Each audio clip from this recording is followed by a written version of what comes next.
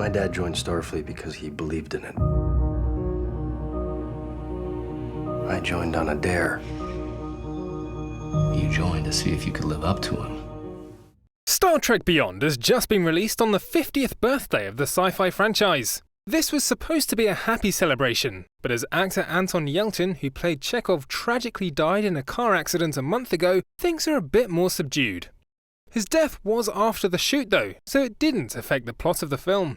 To honour the franchise, the writers went back to the roots of the original 1960s TV show, so this instalment can be seen as an homage. The essence of Star Trek shouldn't change, you know? I mean, this is the one franchise that actually is very unique. It's the only franchise in the history where it's thrived in multiple mediums. You know, as a kid, I remember watching Star Trek, the TV show, and then now when I watch it back, I see that it was an anti-TV show. You know, it was a group of people that had a very limited budget, and they wanted to, every week, they wanted to take you to a new world.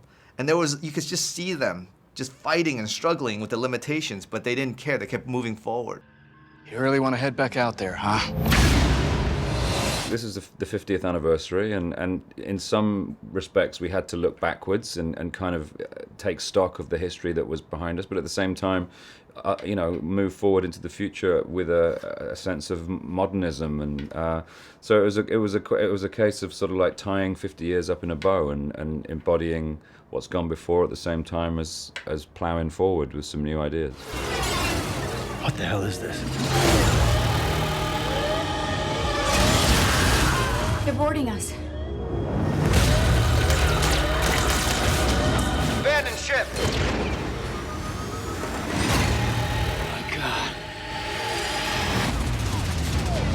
The Star Trek universe is known to be a progressive one.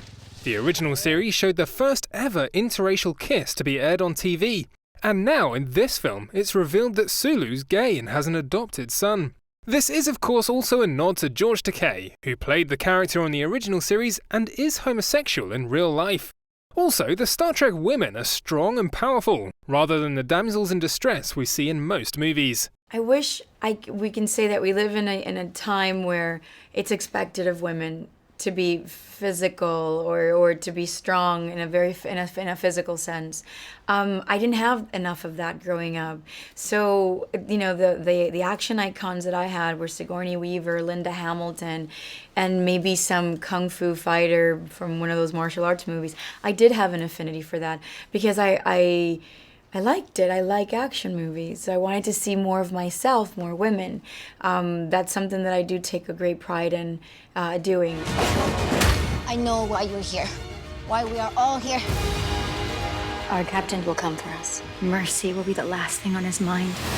I am counting on it. This film features an abundance of CGI and special effects, but not all of it was shot with green screens, as the director wanted it to feel as real as possible. We went out a lot, you know. I mean, I moved the whole company from Vancouver to Dubai just so that we really kind of get a sense of filmmaking.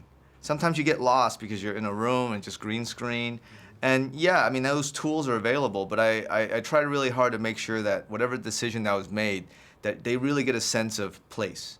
And so that's why we moved all the way around the world just to really kind of get that sense so it doesn't feel like they're just in a room. Is Star Trek Beyond a worthy way to honour the 50 years of Star Trek? Judge for yourself, as the sci-fi blockbuster is in cinemas now. Pardon me.